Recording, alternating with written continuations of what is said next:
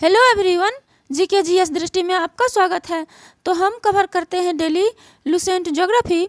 आज का जो टॉपिक है लुसेंट ज्योग्राफी में वो है वायुमंडलीय दाब, पवन एवं वायु राशियाँ। इससे जस्ट पहले वाले वीडियो में हम जो कवर कर दिए थे वो टॉपिक था तापमान का वितरण। और ये देखिए तापमान का वितरण, इस टॉपिक को हमने जस्ट पहले वाले वीडियो में कवर किए हैं। पृथ्वी का उष्मा बजट भी उसमें हम कवर किए हैं। पृथ्वी का उष्मा बजट जो है काफ़ी इम्पोर्टेंट है, समझना भी और जानना भी पेपर पॉइंट ऑफ व्यू से भी।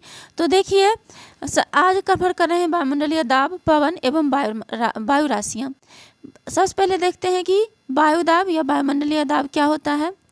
मध्य समुद्र तल से वायुमंडल की अंतिम सीमा तक एक इकाई क्षेत्रफल के वायु स्तंभ के भार को वायुमंडलीय दाब कहते हैं। कहाँ से? मध्य समुद्र तल से, मतलब बीच जो समुद्र तल होता है वहाँ से वायुमंडल की अंतिम सीमा जो होती है वहाँ तक लें, और उसका एक इकाई क्षेत्रफल में जो वायु के स्तंभ के जो भार होता है उसी को वायुमंडलीय दाब कहते हैं।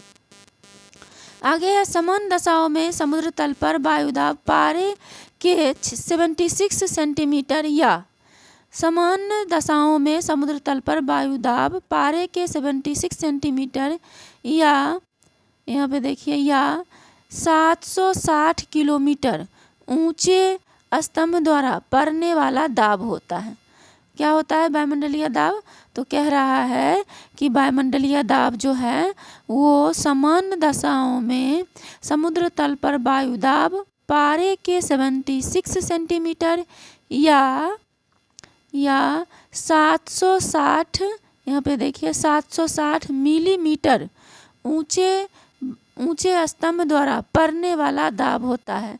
वायु दाब बैरोमीटर से मापा जाता है।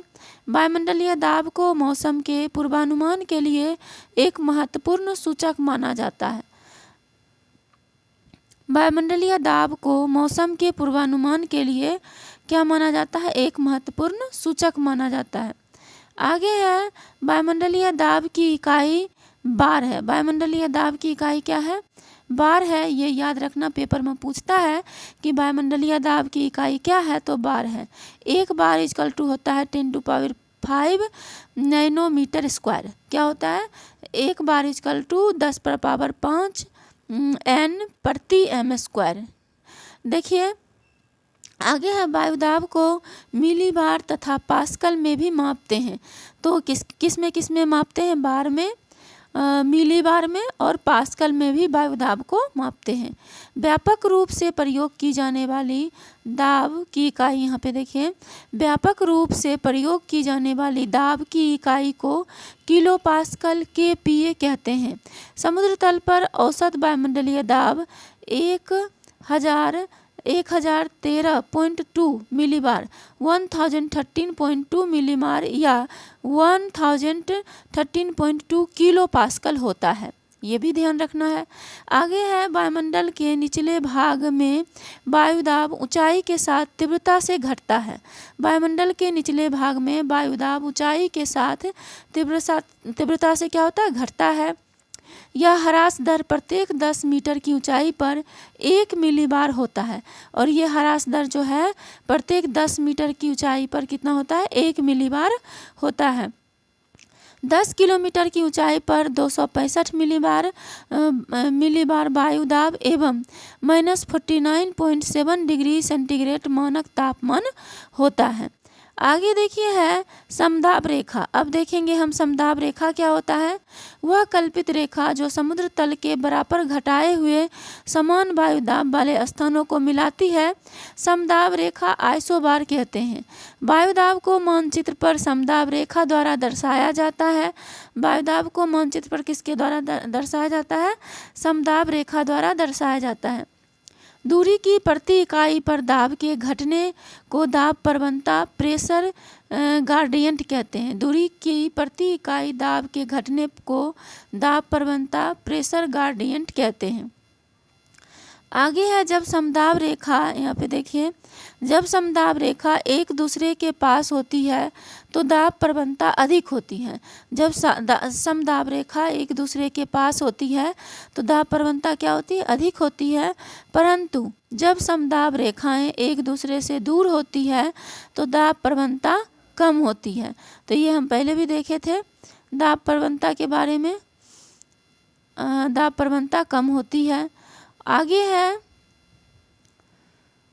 आगे यहाँ पे देखिए, आगे है नोट में दिया हुआ है, नोट दूरी के संदर्भ में दाब परिवर्तन की दर दाब प्रवणता है। दूरी के संदर्भ में जो परिवर्तन होता है वही क्या है? दाब प्रवणता है। दूरी के धरातल पर 4 वायु दाब कटिबंध हैं। पृथ्वी के धरातल पर 4 वायु दाब कटिबंध है, ये भी ध्यान रखना है। पृथ्वी के धरातल पर कितने वायु दाब कटिबंध है? तो 4 वायु दाब कटिबंध है। अब हम देखेंगे कौन कौन है।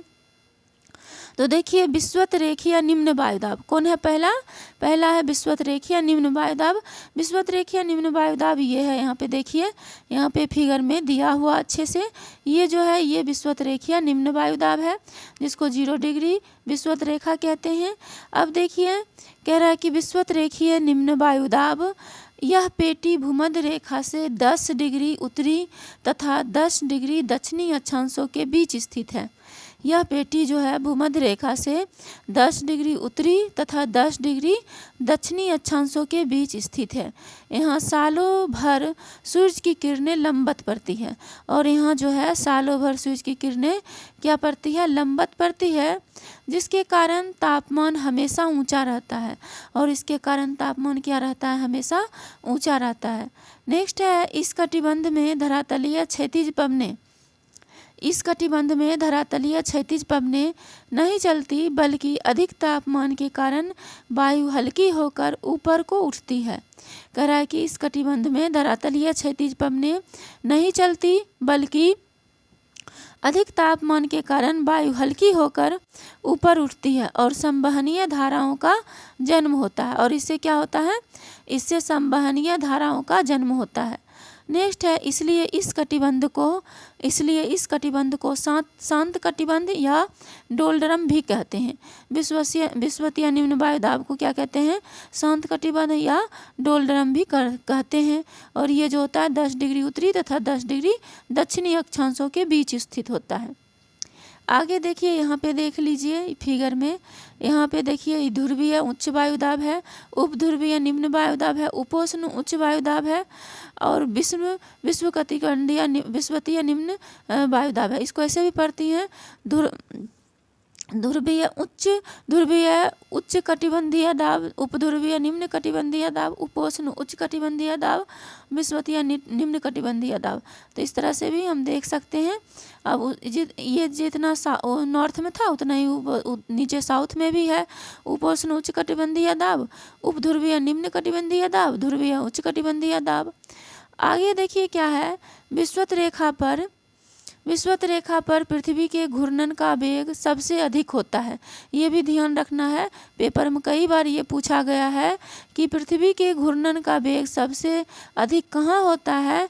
तो विषुवत रेखा पर पृथ्वी के घूर्णन का वेग सबसे अधिक होता है, जिससे वहाँ पर अपकेंद्रीय बल सर्वाधिक होता है।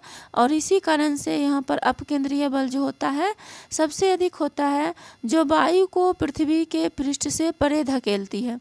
और यही जो है वायु को पृथ्वी से क्या करती है? थोड़ा बाहर ढकेलती है। इसके कारण भी यहाँ पर वायुदाब कम होता है, और इस कारण से भी यहाँ पर वायुदाब क्या होता है? कम होता है।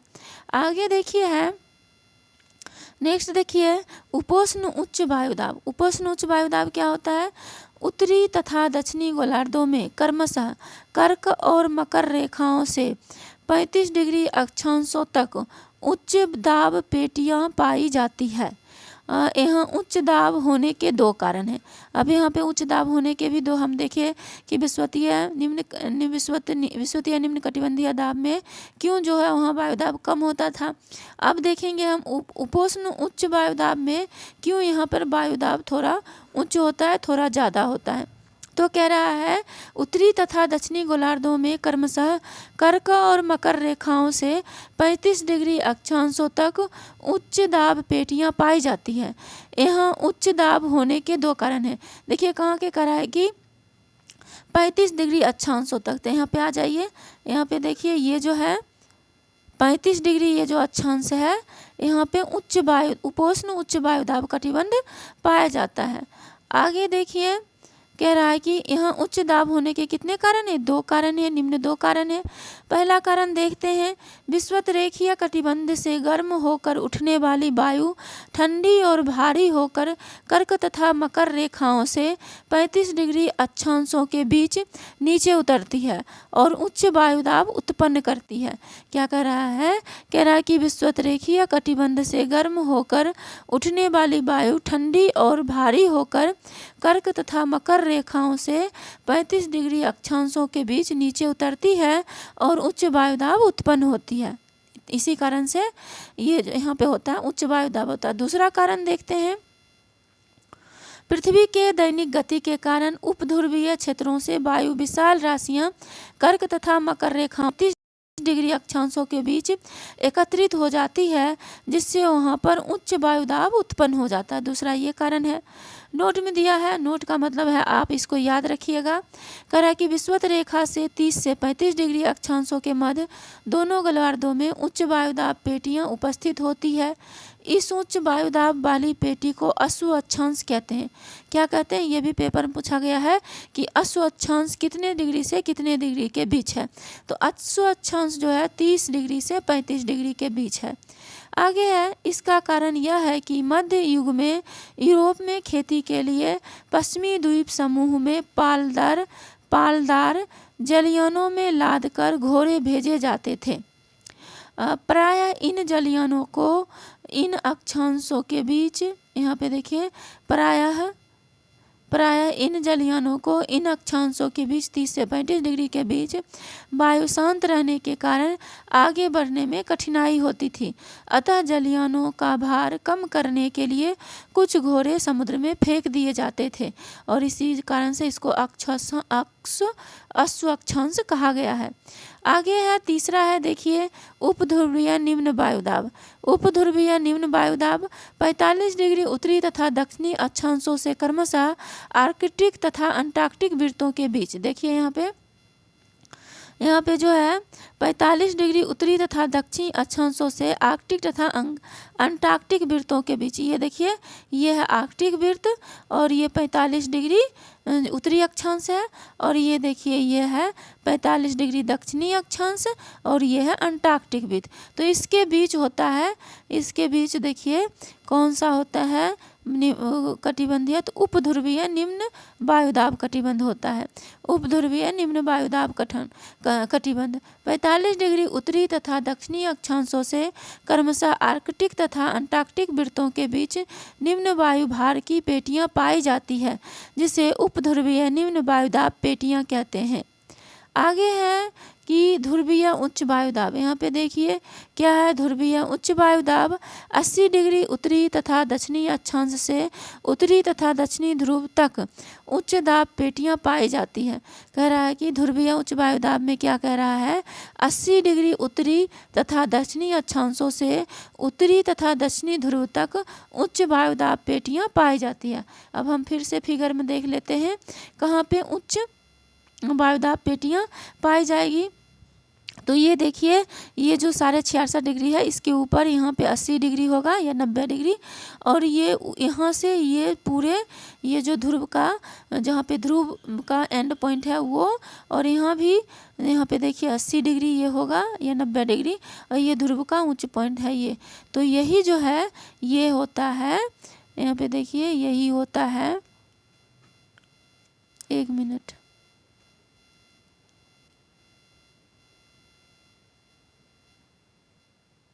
हाँ, तो यही होता है ध्रुवीय उच्च वायुदाब। हम ये भी देख लिए ध्रुवीय उच्च वायुदाब, हमने चारों वायुदाब पेटियां देख लिए।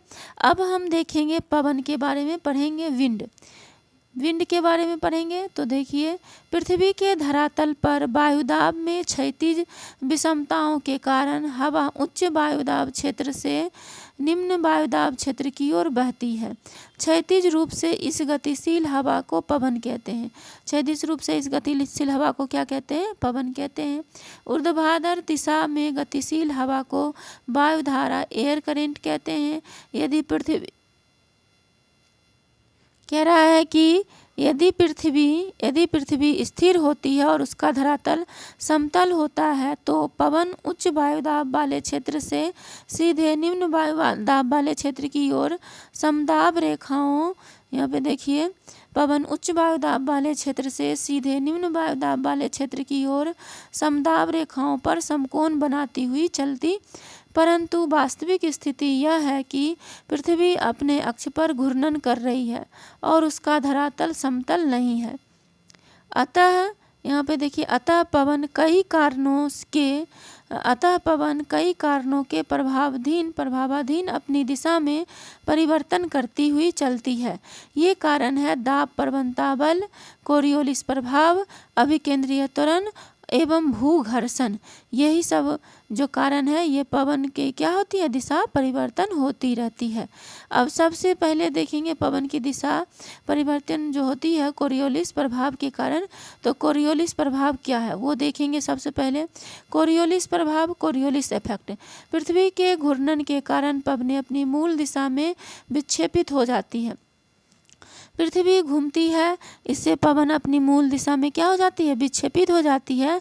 इसे कोरियोलिस बल कहते हैं। इसका नाम फ्रांसीसी वैज्ञानिक के नाम पर पड़ा है, जिसने सबसे पहले इस बल के प्रभाव का वर्णन 1844 ईस्वी में 1844 ईस्वी में किया। किसने? कोरियोलिस ने।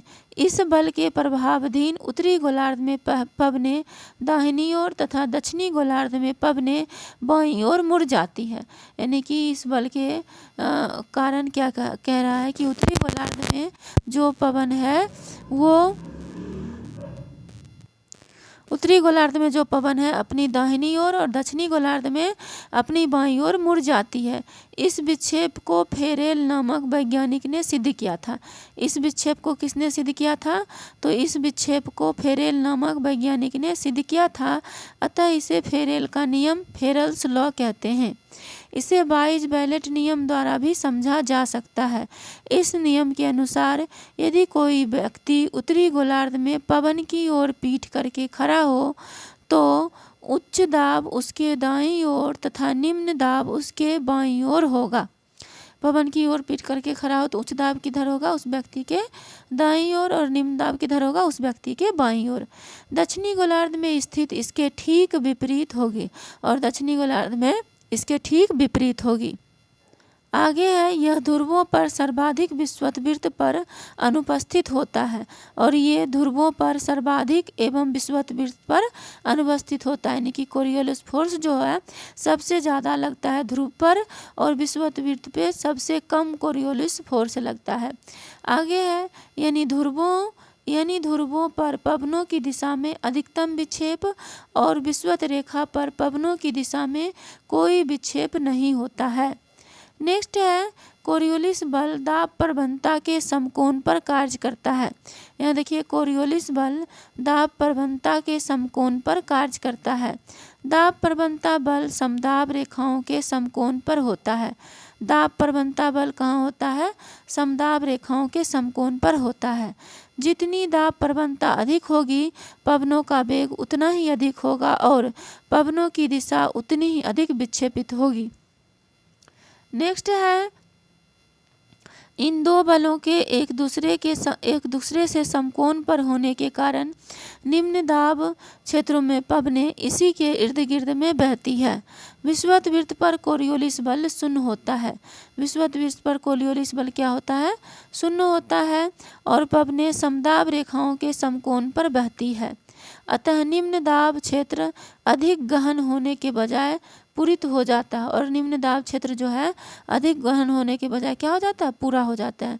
यही कारण है कि विषुवत वृत्त के निकट उष्णकटिबंधीय चक्रवात नहीं बनते हैं। कोरियोलिस फोर्स के कारण ही विषुवत वृत्त के निकट उष्णकटिबंधीय चक्रवात नहीं बनते हैं। आगे दिया है पवन निम्न प्रकार के होते हैं। ये पहला होता है प्रचलित पवन, दूसरा है मौसमी पवन, तीसरा है स्थानीय पवन। तो पवन की निम्न 3 प्रकार के होते हैं, मौसमी पवन, स्थानीय पवन और यहाँ पे देखिए प्रचलित पवन। आगे देखिए मौसमी पवन, यहाँ पे देखिए दिया हुआ है, सबसे पहले दिया हुआ प्रचलित पवन के बारे में। किस पवन के बारे में दिया हुआ है? तो प्रचलित पवन के बारे में सबसे पहले दिया हुआ है। इस पवन को हम नेक्स्ट वीडियो में कवर करते हैं। आज के लिए इतना ही, जल्दी मिलते हैं आप लोगों से नेक्स्ट वीडियो में। Thank you for watching.